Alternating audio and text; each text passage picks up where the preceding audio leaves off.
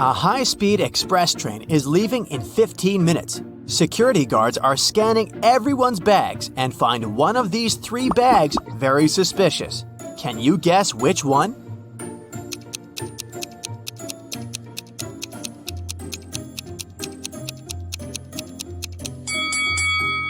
It's the second luggage. This lady has a heavy book among her things, and the title, Dictionary, has the wrong spelling. Maybe it's just a cover to hide something suspicious? The train departs. Unfortunately, this area is full of rocks, so the road is winding a lot. Only one of these routes will lead the train to the final destination. Can you guess which one?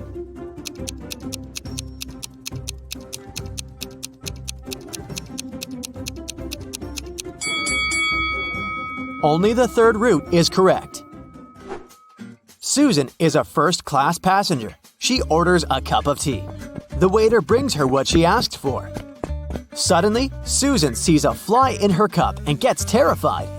The waiter takes her cup and goes to the kitchen. Then, he returns with a fresh cup of tea. But Susan yells, "You brought me the same cup of tea! Gross!" How did she know?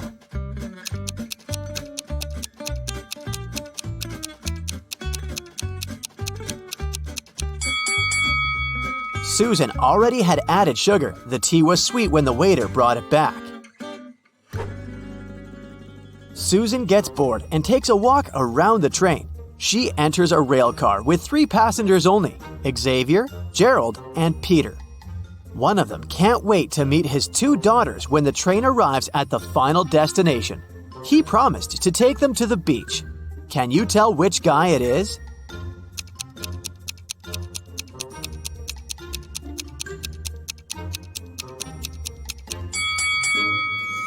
It's Gerald. He has 3 bucket hats on top of his suitcase. These 2 cute bucket hats still have price tags, so he probably bought them for his daughters as a gift. The train has arrived. Gerald rents a car to go to the mansion in the forest where his family lives. Unfortunately, the road is surrounded by multiple possessed wild animals. Suddenly, a black cat jumps on the windshield and Gerald crashes into a tree. He has to leave the car and walk to the mansion on his feet. Soon, Gerald finds himself at a crossroad. Can you guess which route is more or less safe? A, B, or C?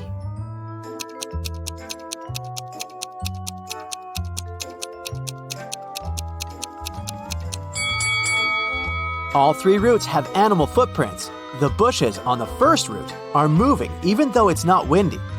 This means that some animals are hiding behind them.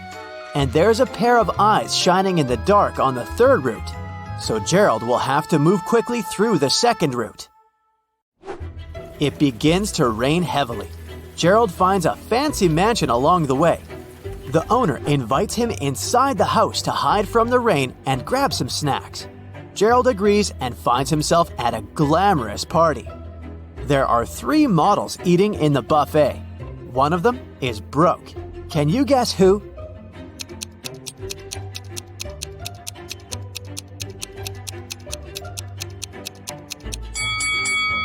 The second lady. Take a look at her bag.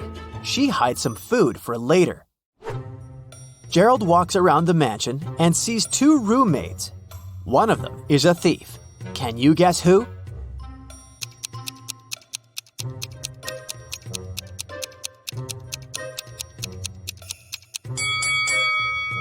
It's not the first maid. There's an open safe with diamonds and cash in front of her, but she doesn't do anything. Meanwhile, the second lady has already hidden a diamond in her bucket, so she's the thief. Gerald eats a snack and falls asleep. He wakes up in an old basement. The mansion owner locked him up. Gerald finds a sheet of paper on the floor. It says, "I'll give you a chance to get out of here. The key to the door is inside this closed bag. Try to get it." Gerald tries to rip up the bag, but the fabric is too tough. He tries to tear it using his teeth, but he almost breaks a tooth. How can Gerald get the key?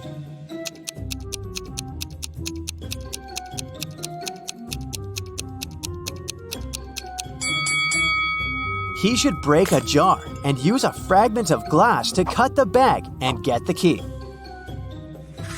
Gerald opens the door and enters a storage room. There are 3 doors leading to freedom. A forest full of hungry predatory animals is hiding behind the first door. The second route is filled with toxic gas that's impossible to stand for even a second. And there's a fire behind the third door. Which way is more or less safe?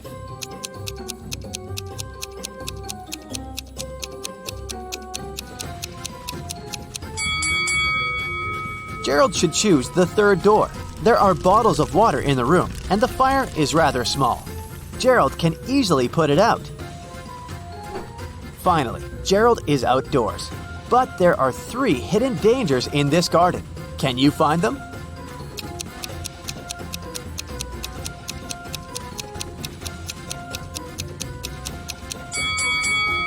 There's a crocodile in these rose bushes. A laser beam alarm system is on. And a scorpion is hiding in a tree. Gerald runs away through the forest, but something's wrong with this place. Can you spot 3 odd details?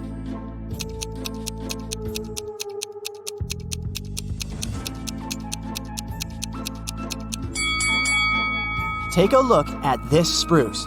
Lemons don't grow on this type of tree. This beehive is inhabited by butterflies. Also, there are 2 moons in the sky. Gerald checks into the local motel to get some rest.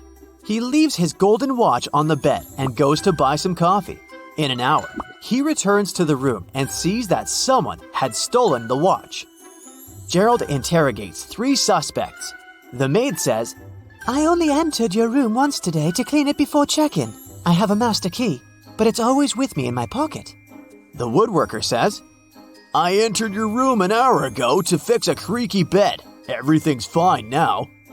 And Gerald's neighbor says, "I was feeling sick, that's why I went to bed earlier, so I didn't hear anything weird." Who stole Gerald's watch?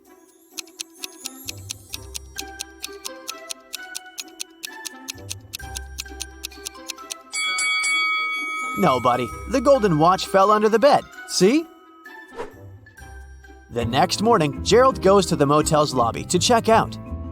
He finds the manager, Lauren, lying unconscious on the floor. Gerald calls the police. They figure out that someone has put Lauren to sleep using an unknown substance and took all the cash. The police officer questioned 3 people who last saw Lauren conscious and healthy: Rose, Violet, and Lily. After checking out the crime scene, the officer arrests one of the witnesses. Can you guess who and why?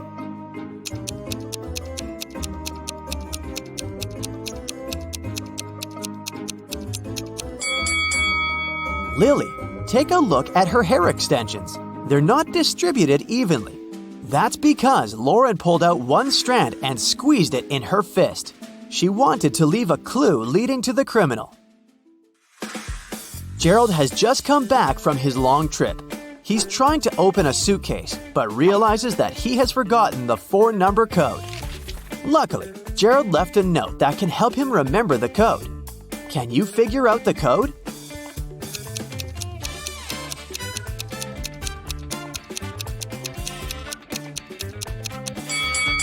That would be too easy to use the given numbers as they are. To crack this mystery, we should mind the numbers of letters in each given number. So, the correct code is 5364. Finally, Gerald can keep his promise and takes his daughters to the beach. He also takes some food for a picnic. Can you guess the name of this food by emojis?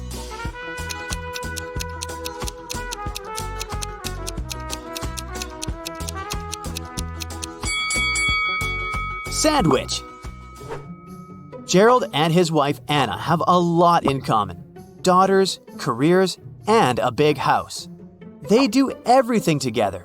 One day, Anna comes home really late. She's tired but happy. Gerald gets jealous and yells at her. Anna flames out too. "I was working all evening." Gerald says, "Sorry, Anna, I don't believe you. It looks like you're dating someone else." Anna refuses to talk and goes to bed alone. Meanwhile, Gerald waits for Anna to fall asleep and checks her purse. He finds nail polish, a wallet, a pack of gum, lipstick, and some keys.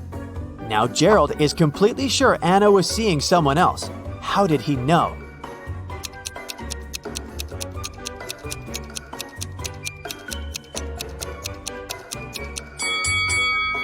The keys are definitely not from their house. The next morning, Gerald receives an email from his boss. Can you guess the meaning of this message?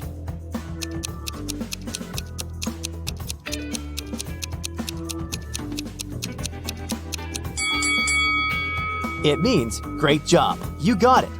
This type of code is called a Caesar box, because Julius Caesar was known as the first one to write codes this way. To decipher the message, simply divide the code into 4 groups of 4. Then rearrange them vertically. That's it for today. So hey, if you pacified your curiosity, then give the video a like and share it with your friends. Or if you want more, just click on these videos and stay on the bright side. The owner of the restaurant, Vegan Paradise, called the police. Someone has attacked our chef. He was taken to a hospital several minutes ago. My rivals must have sent someone to ruin my business. When police officers came to the restaurant, they found out that 3 people had been in the staff area during the accident. The first cook was cutting onions when the chef was hurt. He told the police that tears had blurred his vision and he hadn't seen anything. The second cook was peeling shrimps when the accident happened. He said that he had been listening to music through his earphones, and he hadn't heard anything. The third person, a waitress, claimed she had been serving lemonade outside. Who's lying?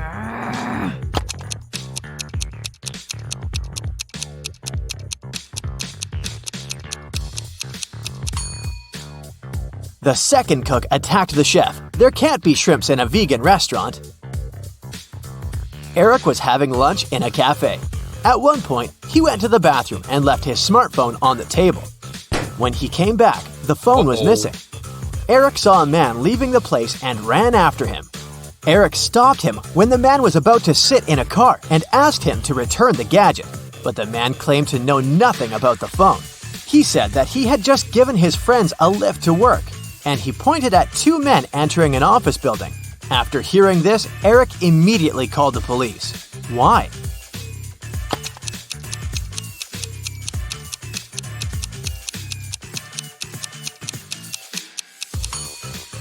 The man lied.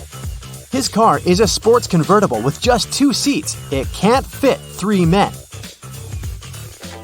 The police got a call from the house of a wealthy man who didn't come back after going for a jog.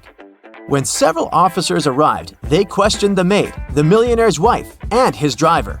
The maid said, "When Mr. Jones went for a jog, he asked me to prepare his breakfast, and I immediately got down to work. But it's been 3 hours, and he hasn't returned yet." The wife was worried too. "I saw him in the morning, but he was in a hurry. We just greeted each other and I went to work." The driver told the police he'd been waiting for his boss in the car, looking through his social media. Who knows something about the millionaire's disappearance?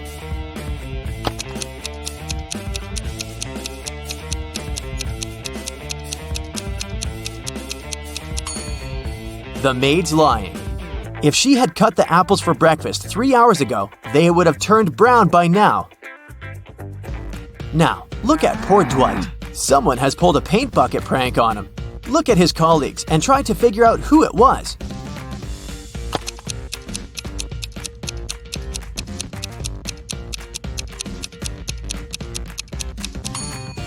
It was definitely Jim. Look at his pants. There are paint stains there.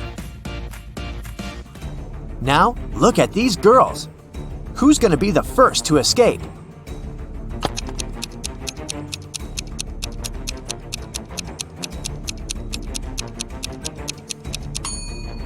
It's going to be the first girl. She's got long, beautiful nails. She's bound to have a file to look after them. It can help her cut the rope. One of these people on the train is hiding some treasure. Who can it be?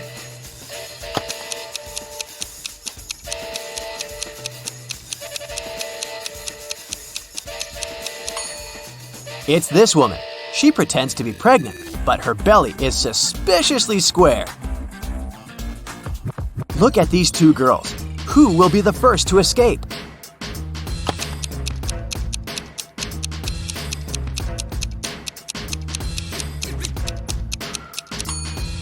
The one on the right. She hasn't touched her food because she uses her spoon to dig a tunnel.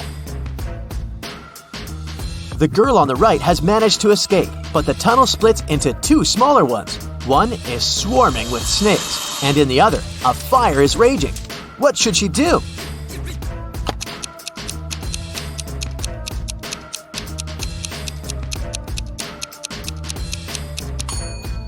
She should dig another tunnel above these two. She's got her spoon after all. David was a famous antique dealer in his town, but there were loads of people who envied him. The man had a beautiful young daughter called Liza. One evening, when the antiquarian was busy in his workshop, his phone rang. A man told him that they had David's daughter. If he wanted to see her again, he had to give his jewelry collection to the man waiting at the doors. David requested to talk to his daughter. He asked her just one question. "I have 2 hands, but I can't scratch myself. What am I?" When David heard no answer, he said, "It's not my daughter," and hung up. What's the answer to this riddle?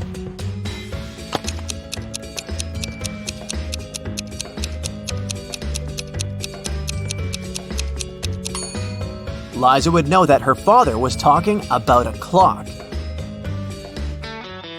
It took 9 years to build the world's tallest skyscraper. Every next year, the builders managed to double its height. How many years did it take the skyscraper to reach half of its maximum height?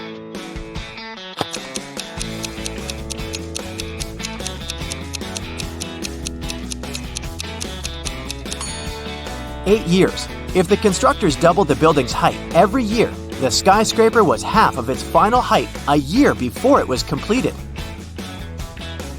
Divide 30 by 1/2 and add 10. What will you get?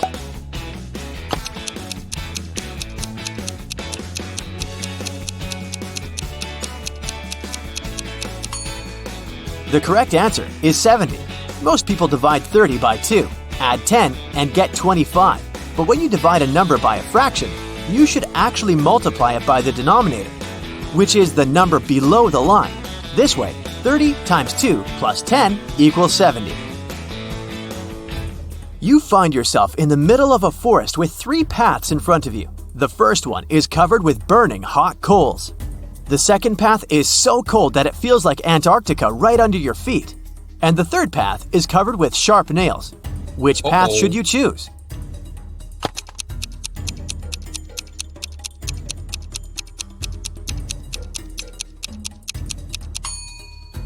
The second path. All that ice is bound to be gone soon. It's too close to the hot coals. The police were looking for Kyle for 2 days. The guy went hiking and never came back. Finally, he was found. Someone had hit him on the head and left him lying in the bushes. Kyle only managed to say, "Friend," and lost consciousness.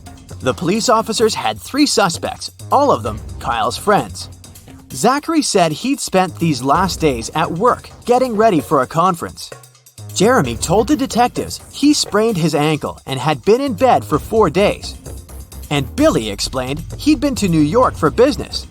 He even showed the police officers his boarding pass. Who's responsible for the accident with Kyle?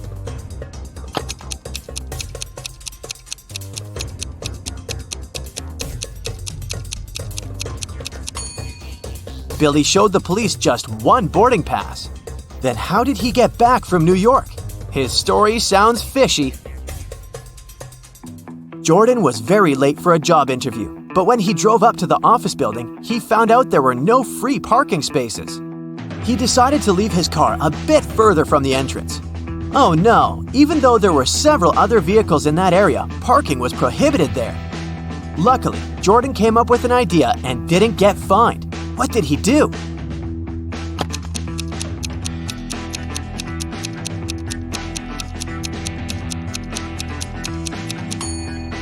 He took a parking ticket from another car and put it on his windshield. It looked as if he'd already been fined.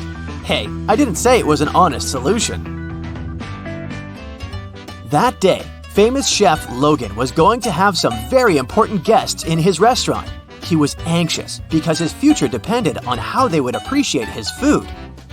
Everything had to be perfect. There was only 1 hour left before the guests were supposed to arrive. And that's when Logan discovered someone had left ugly red handprints on his sparkling white jacket. He examined the stains. It was ketchup. Logan knew that some of the cooks didn't like him. Look at them and try to help the chef figure out who's guilty.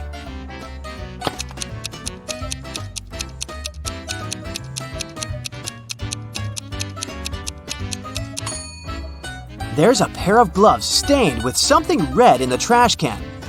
The only person who isn't wearing any gloves is the cook on the left. He was the one to spoil Logan's uniform.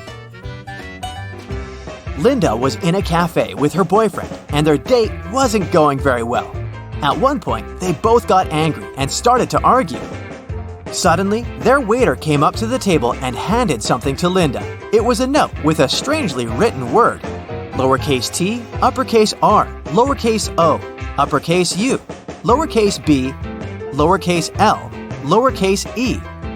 Trouble? Linda was confused. What could it mean? Can you figure it out?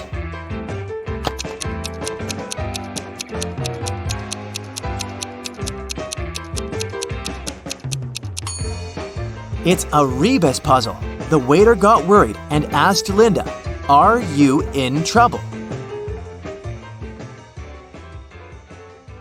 That's it for today. So hey, if you pacified your curiosity, then give the video a like and share it with your friends. Or if you want more, just click on these videos and stay on the bright side.